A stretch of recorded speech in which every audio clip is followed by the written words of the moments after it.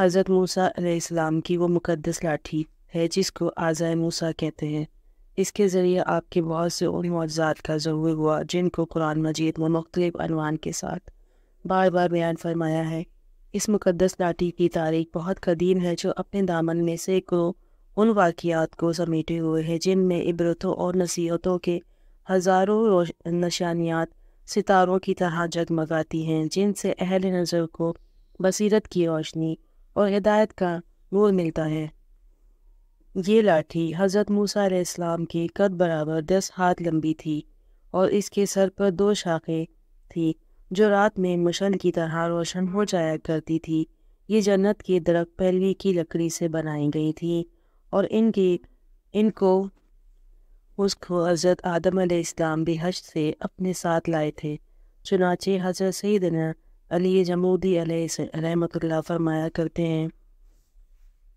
حضرت آدم علیہ السلام کے ساتھ عود خوشبودار لکڑی حضرت عیسیٰ علیہ السلام کا اعضا جو عزت والا پہلوی لکڑی کا تھا۔ انجیل کی پتیاں حجر اسود جو کہ مکہ معظمہ میں ہے اور نبی معظم حضرت سلیمان علیہ السلام کی انگوٹھی، یہ 5 چیزیں جنت سے اتاری گئی ہیں۔ حضرت موسیٰ علیہ السلام نے عرض کیا، یہ میرا اعضا ہے، اس پر میں تکیہ لگاتا ہوں اور اس سے میں اپنی بکریوں پر پتے جھاڑتا ہوں اور میرے اس میں اور کام ہے۔ اس کو ہاتھ میں لے کر اس کے سہارے چلتا ہوں، اس سے بات چیت کر کے دل بہلاتا ہوں، دن میں اس کا درخت بن کر آپ پر سایہ کرنا، رات میں اس کی دونوں شاخوں کا روشن ہو کر آپ پر روشنی کرنا، اس سے دشمن درندوں اور سانپوں بچھوؤں کو مارنا، کنویں سے پانی بھرتے وقت کا رسی بن کر جانا اور اس کی دونوں شاخوں کا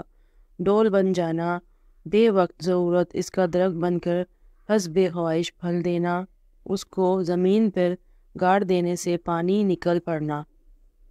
حضرت موسیٰ علیہ السلام اس مقدس لاٹھی سے مذکورہ بلا کام نکالتے رہے، مگر جب آپ فرعون کے دربار میں ہدایت فرما کی غرض سے تشریف لے گئے اور اس نے آپ کو جادوگر کہہ کر جھٹلایا تو آپ کے اس اعضاء کے ذریعے بڑے بڑے معجزات کا ظہور شروع ہو گیا، جس میں سے 3 معجزات کا ذکر مذکورہ قرآن مجید کے